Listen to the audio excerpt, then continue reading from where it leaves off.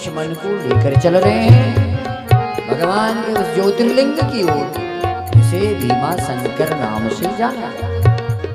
भगवान भीमा शंकर का यह सुंदर शिवलिंग महाराष्ट्र में स्थित है। कामरूप देश में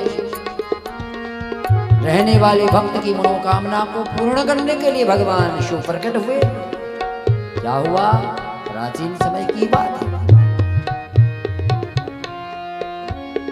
करकटी और कुंभकर्ण का एक पुत्र हुआ, जो पर्वत पर निवास करती थी, जिनके साथ कुंभकर्ण ने विवाह करके एक पुत्र पैदा हुआ और वह करकटी वही पर्वत पर निवास करती थी।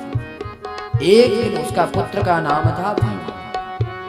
उस भीम नाम के पुत्र ने एक दिन अपनी माँ से पूछा कि हमारे पिता कौन है। तब उसकी माँ ने कहा, तुम कुंभकर्ण के पुत्र हो और तुम्हारे पिता को राम जी ने मारकर वध कर दिया। तब भीम कुपित होकर कहने लगा, मैं अब क्या करूं? राम ने मेरे माता पिता का वध किया है। यदि मैं कुंभकर्ण का बेटा हूं तो मैं राम को दंड अवश्य दूंगा। ऐसा विचार करके महान तप करने लगा। 1000 वर्ष तक उसने ब्रह्मा जी का घोर तप किया। तब भगवान ब्रह्मा जी प्रकट हो गए, कहने लगे, मैं तुम्हारी तपस्या से प्रसन्न हूं, वर मांगो। इस वचन को सुनकर वह राक्षस कहने लगा, अगर आप मुझ पर प्रसन्न हैं, मुझे वर देना चाहते हैं तो मुझे अतुलित बल दीजिए। ब्रह्मा जी बोले, तथास्तु। इस प्रकार ब्रह्मा जी से वरदान पाकर वह राक्षस देवताओं के ऊपर युद्ध करने लगा। सर्वप्रथम उसने इंद्र को जीतकर इंद्र को पद से हटा दिया। सारे जगत में पृथ्वी पर वह अपना कब्जा जमाना चाहने लगा। तदंतर क्या हुआ? वह कामरूप के स्वामी सुदक्षिण को जीतने को गया। वहां के राजा के साथ उसका भयंकर युद्ध हुआ। असुर भीम ने ब्रह्मा के वरदान के प्रभाव से शिव भक्त राजा को जीत लिया और उसका सारा राज्य छीन लिया और उसको अपनी काल कोठरी में बंद कर दिया। अब कारागार में पड़े हुए राजा ने अपने कल्याण की इच्छा की और वहीं शिव आराधना आरंभ कर दी। राजा ने मां गंगा जी की अनेक प्रकार से स्तुति की। फिर मानसिक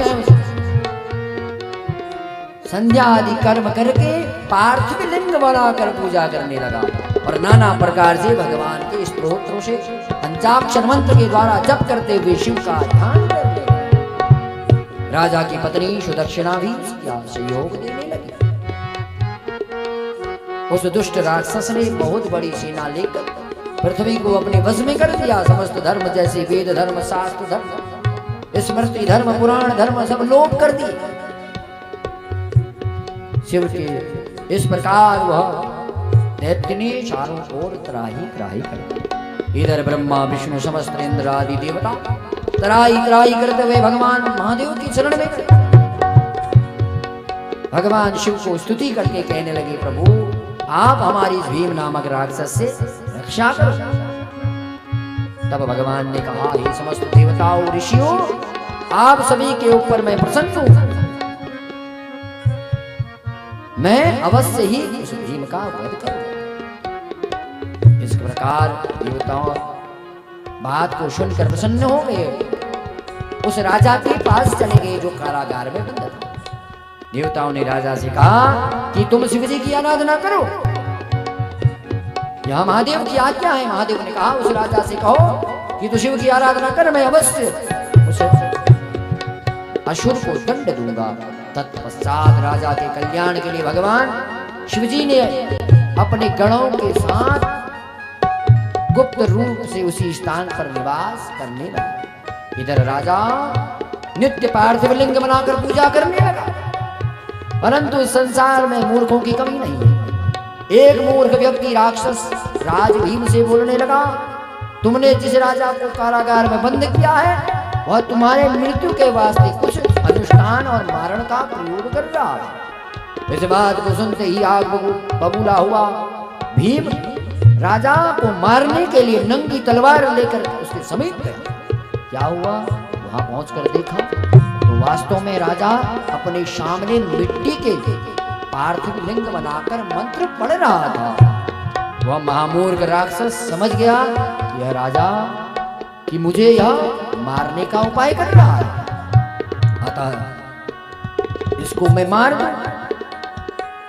इस प्रकार सोच विचार करके भीम बोला, अरे दुष्ट, तुम क्या कर रही हो? सत्य सत्य बताओ, अन्यथा मैं तुम्हारा वध करूंगा। राक्षस की बात को सुनकर शिव जी में विश्वास रख के राजा विचार करने लगा, जो होना है वह होके रहेगा, क्योंकि महादेव के हाथ में सारा संसार है, उसको टालने वाला कोई नहीं है। इस संसार में सब कुछ प्रारब्ध के अधीन है, यह निश्चय है। पार्थिव लिंग में शिव जी विराजमान है, वह मेरी रक्षा अवश्य करेंगे, ऐसा विश्वास राजा का था भगवान महादेव के। वेदों में भगवान को सत्य प्रतिज्ञा कही गई, अर्थात भगवान हमेशा अपने भक्त की रक्षा करने के लिए आते हैं। भगवान कहते हैं कि अत्यंत निर्दयी व्यक्ति मेरे भक्त को अगर पीड़ित करता है तो मैं अपने भक्त की रक्षा करके उसका वध कर देता हूं। इस प्रकार राजा धैर्य धारण करके महादेव का ध्यान करते हुए प्रभु से प्रार्थना करने लगा, हे भोलेनाथ, मैं आपका हूं, आप हमेशा आप मेरे साथ हैं, आपकी जैसी इच्छा है वह कीजिए। इस प्रकार ध्यान करते हुए राजा से कहा, देवों के देव महादेव का चिंतन करता रहूं। इस वचन को सुनकर दैत्य को क्रोध आ गया और कहने लगा, कहाँ है तुम्हारा ईश्वर व शिव? अगर है तो मेरे सामने प्रकट हो। इस प्रकार कहते हुए उसने जो ही अपनी तलवार से उस पार्थिव लिंग पर प्रहार किया तो भगवान शंकर प्रकट हो गए, और इस प्रकार भगवान शिव का वह स्वरूप को देखकर वह राजा डरने लगा। शिव जी बोले, मैं ही वह ईश्वर हूं, राजा की रक्षा करने के लिए प्रकट हुआ हूं।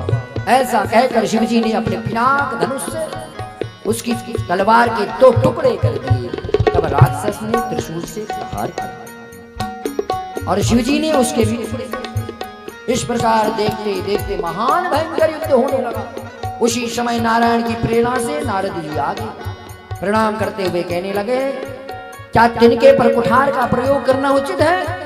इस प्रकार नारद जी की प्रार्थना करने पर भगवान महादेव ने जोर से हुंकार भरी, जिससे समस्त राक्षस भस्म हो गए। शिव जी ने राक्षसों की सेना को एक क्षण में जला दिया। उसी समय किसी को विश्वास ही नहीं हुआ, राक्षस भीम मर गया। परंतु देवताओं ने जब पुष्पों की वर्षा की तब लोगों को विश्वास हुआ। उस समय शिव जी ने क्रोध से की ज्वाला से एक वन से दूसरे वन तक वह ज्वाला फैलने लगी।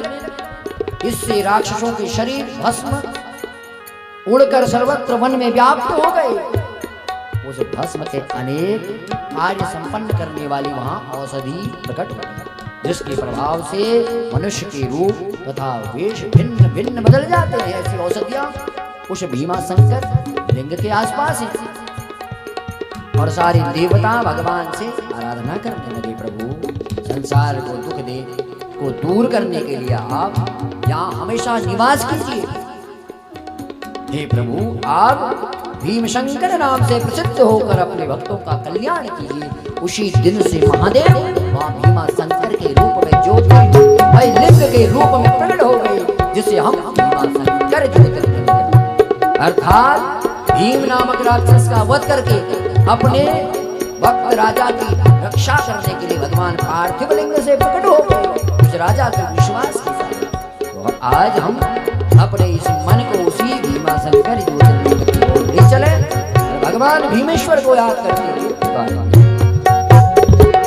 भीमेश्वरा शिव भीमेश्वरा, ओ भीमेश्वरा शिव भीमेश्वरा,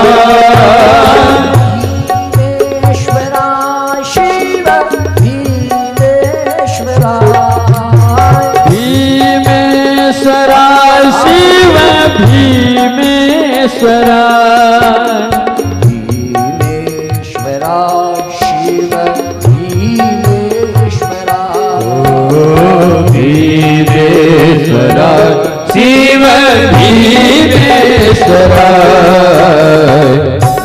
हर हर महादेव।